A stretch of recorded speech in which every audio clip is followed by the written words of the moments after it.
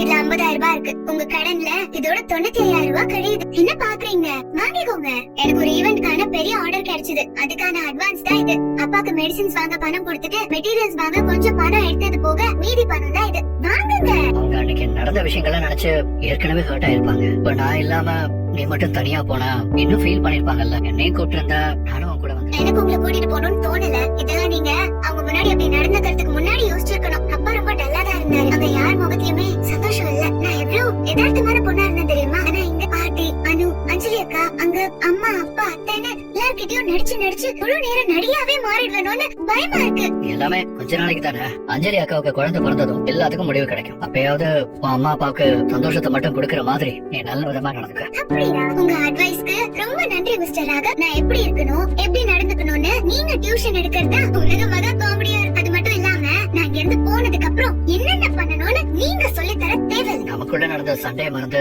காலையில பாட்டி அக்கா கிட்ட எனக்காக அவங்கள கன்வின்ஸ் பண்ற மாதிரி பேசினதுக்கு தேங்க்ஸ். நான் ஒன்னும் சண்டையெல்லாம் மறக்கல, மறைச்சு வச்சிருக்கேன், அவ்வளவுதான். ஏன்னா நான் தான் எதையுமே புரிஞ்சுக்காத ஒருத்தரை கல்யாணம் பண்ணிக்கிட்டு நிம்மதி இல்லாம இருக்கேன்னா நீங்க ஏன் என்னால உங்க அக்கா கூட பேசாம கஷ்டப்படணும்? நான் இருக்கிற இடம் எப்பவுமே சந்தோஷமா இருக்கணும்னு நான் நினைப்பேன். நான் இங்க இருக்கிற வரைக்கும் அப்படிதான் இருந்துட்டு போவேன்.